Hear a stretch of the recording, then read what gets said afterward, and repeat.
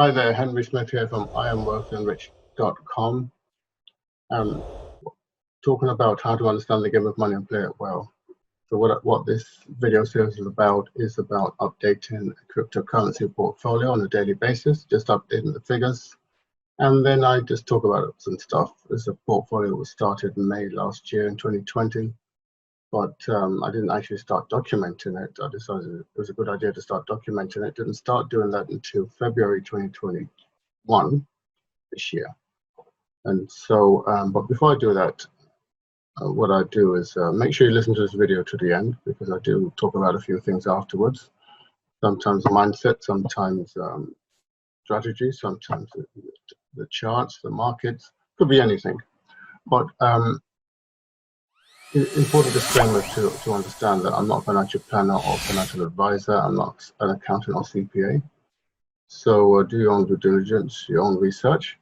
Also, understand that all investments do carry a degree of risk, so do not invest more than you can afford to lose. So with that, I'm going to share my screen now. I'll get the appropriate sheet up first. Let's share my screen.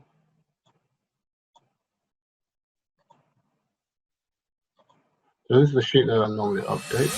There's 3 columns in it: the altcoin, the Bitcoin, and the totals figure. And the green and red is where the market has moved forward on the previous day. So it's, some days it goes forward 2 days and backwards 4 days, and forward 1 day and backward 3 days.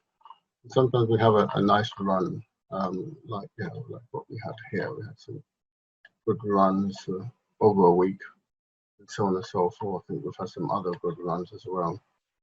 So, and again, so yeah, so ebbs and flow of the market. The market goes up and down. I've watch other previous videos to talk about where I think Bitcoin is heading. Basically where my research has shown that Bitcoin is heading, not my opinion. And today's date is the 30th. I get the figures from this page here, which is coming from my live feed into an asset group, and the final figures are put here. On this page, and this portfolio consists of 1 whole Bitcoin and a selection of specially selected altcoins, and that's the total at the top here. And what we have here is in the same portfolio, just in pound sterling or Great British pound GBP. And this is the split. I usually put about 75% into the altcoins, because they're specially selected, specially researched, and have a much powerful multiplying effect than Bitcoin. I'll show you how to get more information on that later. So what I want to do is take this figure here. So 116,060.68. Okay, remember that. 116,060.58, I believe. That's correct.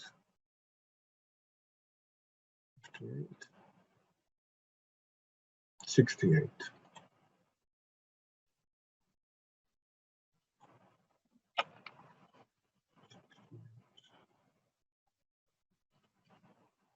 Okay, so that is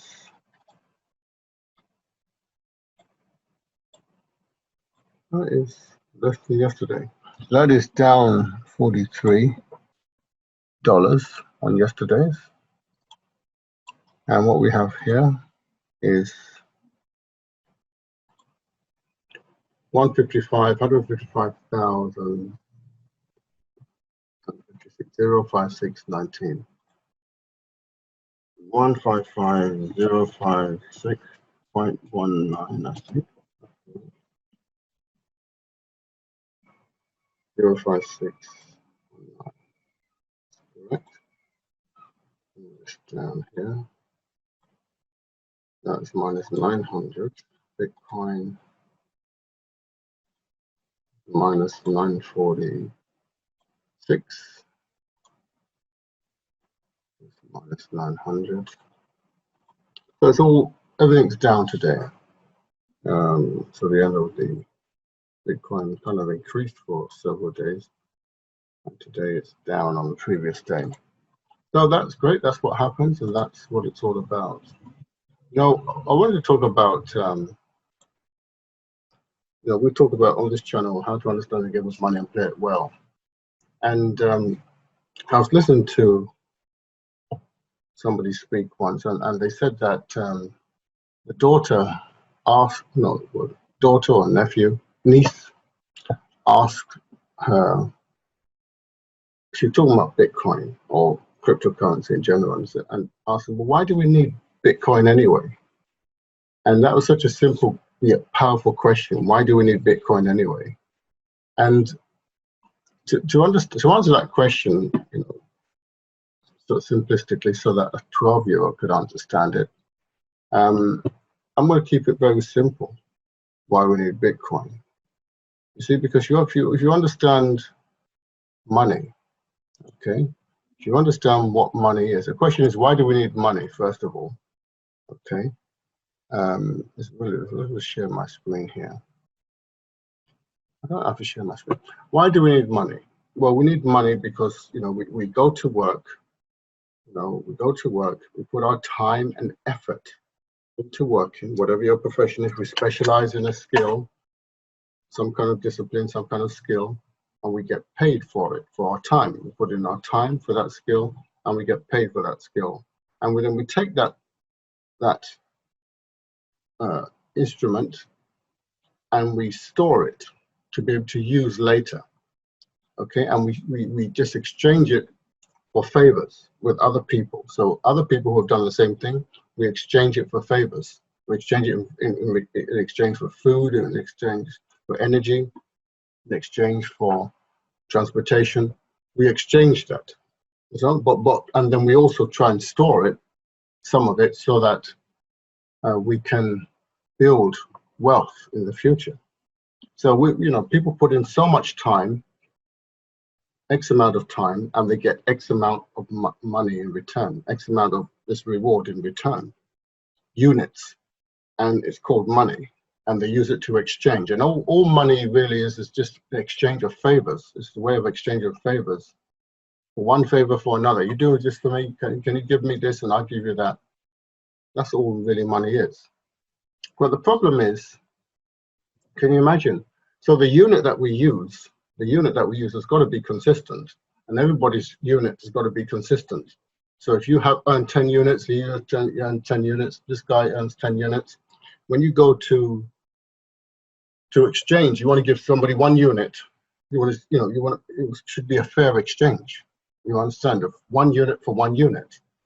You see what I mean? So you pay 1 unit for this item, 1 unit for that. That is what that item is used, and someone else who wants to get the same item will pay the same unit, right? Because that's what is the market value of that unit. But what happens, and we're all okay with that system, that would be fine. But so if the system was just like that, with no corruption, it would be fine. But here's the problem. So you accumulate 10 units, and you accumulate 30 units, and you accumulate 50 units, and then you accumulate 100 units. Okay, you accumulate 1,000 units. Okay, and you've got wealth. Now you don't even use all of the 1,000 units per month. You only use a fraction of it, and you've got a whole lot left, 1,000 units to exchange for favors. Okay, whether it be food or whatever you want, clothes. You give me those clothes, I'll give you this, and they exchange of favors. You give me that money, I'll give you the clothes. It's a two-way process. People call it shopping. But here's the thing. So you got that 1,000 that you've saved up, you've earned. Let's say you earned 10 units of, maybe let's say you saved up 1,000 units. And those 1,000 units, like I said, you're hoping, one day maybe to use it to buy something more substantial, maybe an investment, property, accommodation, or whatever. But imagine, now those units, like I said, it's agreed that they're worth a certain amount. That's the general agreement in the society. And everybody's unit is worth the same. If you have more of them, because you worked harder, you've got more of them. That's great. But you've got everybody now's got 1,000 units. Let's say, or not everybody. Many people have got 1,000 units. But here's where it gets tricky. The people known as who issue these units in the first place, they actually manufacture these units. What they decided to do was to go and manufacture more units and then flood the market with these. What it does is that it makes your existing units reduce in value. It reduces the value of the number of units that you have. You've stored up 1,000 units, and that could buy so much about it. Now it can only buy 75%. So now you're cheated because you put your time in to get those units, those 1,000 units, and it could buy 1,000 units worth of items, services, products. Okay, but now it can only buy 7,750 worth. You still have the 1,000 units, but you can only buy because now more people have got them and more people have got them. You understand? More has been created and printed. So your value of your units have been diluted, debased. You understand? So that's not, but the person who issues these units in the first place continues producing more and flooding the market. So now eventually your 1,000 units that you had only worth 500. You can only buy what you used to buy. Be able to buy with 500, you have to use 1,000 to buy that with. And you're feeling very despondent. You're feeling cheated. You're feeling violated. You're feeling that, because you still had to put that same time. The time you have to put into it hasn't reduced. And you've already put that time in, and now it can only buy half as much. By the way, these units are called money, currency, fiat money, government issued money. And the government print. As they print more, what it does, it reduces the value of the money. So why do we need Bitcoin? We need Bitcoin because Bitcoin is the first system, monetary system, that cannot be corrupted in that way. Cannot make more of it. You cannot make more of it at will. It produces a certain amount, steady, it's mathematically predetermined, and no more, no matter what is happening. They can't suddenly, we've had a global pandemic. Because of the global pandemic, the government suddenly put the accelerator on the printing press and printed more and more and more and more money. Okay, to do what they call quantitative easing, or whatever the excuse they want to call it. But what it has done is it has reduced the value of the existing supply. It has diluted it because they put more into the market. So why do we need Bitcoin? We need Bitcoin because it's an incorruptible store of value. Okay, it cannot be debased. It's not owned or controlled by any government or any person. Okay, it's opened, it has a ledger that is open to public view. Everybody can see it, and you just cannot debase it. And remember, you need to understand you have to judge Bitcoin's value on a 4-year to 4-year basis. On a 4-year by 4-year by 4-year basis, it has always gone up, which makes it a perfect store of value. I've done some videos previously on my channel. I don't know where they are. Way back, I talk about this. I went back in time and did a calculation on this.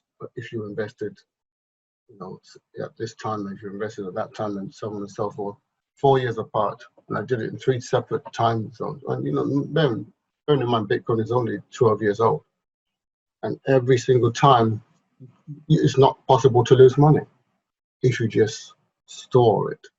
So if you're holding it as an investment. So that's why we need Bitcoin. There's some now. When you talk about other cryptocurrencies, that's a different discussion, because Bitcoin has its own. It doesn't have any competition. It has its own unique qualities, which is a store of value. Number one, and it can be used in a monetary system. Number two, but ideally, a store of value is storing assets. Okay, so that's why we need Bitcoin, because nobody can go and print it more at will. You understand? By 2035, 99% of all Bitcoin will be produced. You see what I mean? So it's very steady, very, and it's very secure, extremely secure, the network. And like I said, it's not owned or controlled by any government. And that's why we need Bitcoin, so that nobody can print at will and debase Bitcoin the way they have debased our currency. You see, so I remember seeing somebody talking about a vehicle. I can't remember the name. It's a Ford vehicle or something, of maybe 25 years ago. Not 25 years ago. It was a while ago. I don't know. It was a while ago, quite a while ago. But it cost like maybe 1,000 something, and today it was like 30 something thousand. The similar model of today's value, or today's model. But that was like a 25% increase. But the interesting thing is that wages have not gone up 25%, 25 times, sorry, not 25%, so 25 times increase anyway in the time span. But in the same time span, wages have not gone up 25%, nowhere close. That tells you something is wrong. But that's a very simplistic explanation about understanding the game of money. Why we need Bitcoin. Okay, there are much more advanced explanations that may come in future videos. With that, anyway, I want to thank you for listening. So please like, subscribe, share this video, and hit the notification button. And I look forward to seeing you in the next video. Have a wonderful and fantastic day. Oh, I should, before I go, I forgot to show you. Go to our website, IamWealthyandRich.com.